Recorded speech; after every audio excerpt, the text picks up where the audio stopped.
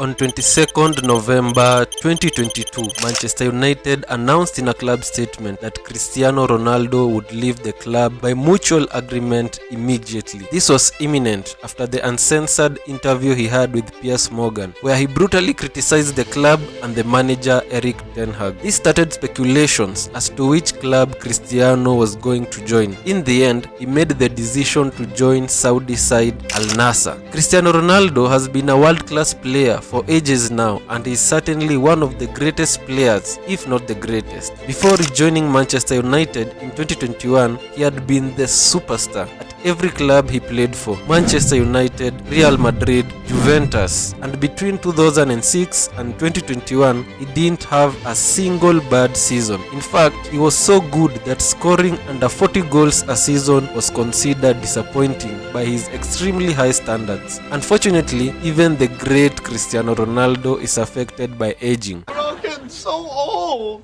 Why are you doing this to us? And seemingly, the aging process hit him quite hard in 2021. While his comeback season at Manchester United wasn't by any means terrible, it became clear to everyone that Ronaldo wasn't the same player he had been before. He wasn't as productive as before, he wasn't as rapid, and even his style of play had changed massively in just a few years. After the disappointing 2021-22 season, Ronaldo wished to leave Manchester United, but not a single European top club wanted to sign him. Ronaldo was getting older, and most clubs were no longer willing to sacrifice their system of play to suit 37-year-old Ronaldo's style. Ronaldo has a big ego, and above all else, he cares about his legacy. He wants to be remembered as the GOAT who wasn't mediocre at any club. The 2022-23 season at Manchester United was an absolute nightmare for Ronaldo, and even his World Cup performances were poor. To make matters worse, his eternal rival Lionel Messi won the 2022 World Cup, and in the eyes of many football fans, Messi had finally settled the GOAT debate by winning the tournament. His options after the World Cup were as follows. His first preference was to stay in elite football, join a top team that can enable him to play Champions League football and help him extend his records at the competition. Cristiano Ronaldo offered himself to all the clubs playing in the Champions League, but reportedly no team offered him a place except Real Madrid.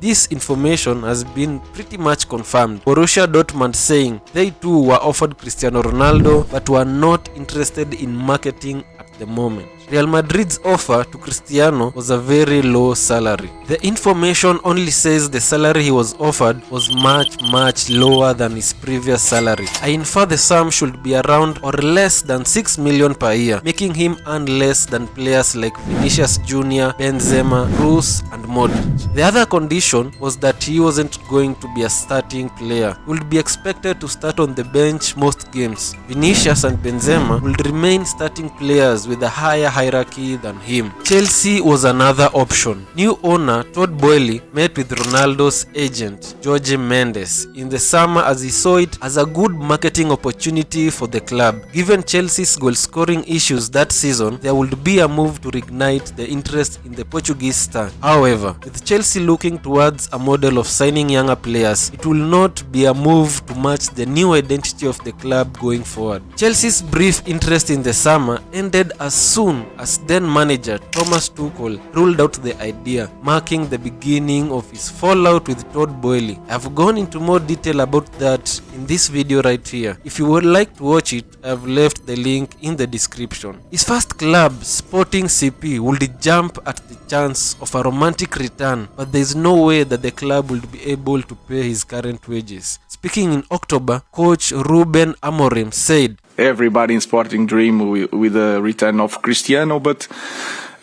we don't have the money to pay his wages." But a club that would have been able to pay his wages was PSG. But then they had Lionel Messi, Kylian Mbappe, and even Neymar in their squad. Germany is one of the two big European leagues that Ronaldo has yet to play in. Bayern Munich could afford to take him on, and with Sadio Mane injured at the time, they could bring in a new attacker. Bayern could offer him a real shot at winning another Champions League trophy, as well as almost certainly landing him a Bundesliga title.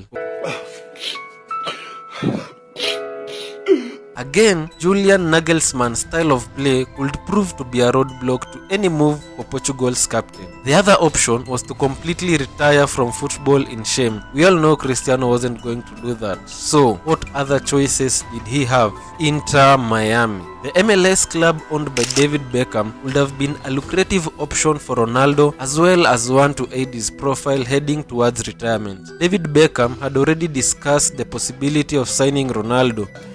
There's rumors out there that you were trying to get Ronaldo to come play for...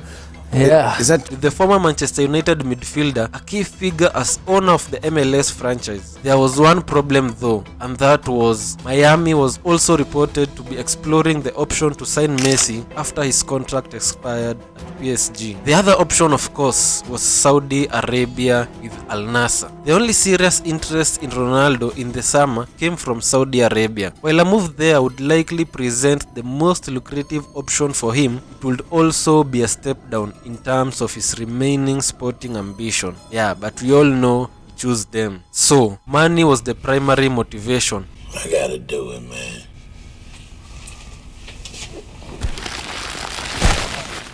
But only after he ran out of options regarding staying in elite football. With no good offers from Europe, Cristiano would have to leave elite football. Being the huge fish in the Saudi pond is a lot more appealing to his ego than ending his career as a journeyman in Europe, and furthermore, they were paying him the most. Cristiano has always prioritized salary above anything else when it comes to his contracts. It seems to be a motive of pride for him. We recall that he left Real Madrid because he had made an ultimatum to the club requesting a higher salary to match that of Messi, else he would go. Real Madrid couldn't have realistically matched Messi's absurd salary at the time, so they let him go. It's not to say that he only thinks about money, but it seems to him that the salary is an indication of how much the clubs and the people value him, so his pride won't allow him to take a lower salary. Out of all the offers he received from outside of Europe, he seemed to have picked the highest. He's old and looking for a place that will overpay him at a point in his career where he can't get top dollar at any top league or club. In his last couple years in Europe, he had less than stellar performances, with many believing that he had a negative impact on the team. The only challenge for Cristiano would be Saudi cohabitation laws. Saudi laws strictly prohibit unmarried couples from living together. Cristiano and his girlfriend Georgina are not legally married, but they knew the secret to convince their man was to make him feel important, so they decided to bend the law for him. Saudi made an exception for him to live with his girlfriend and kids, him and only him.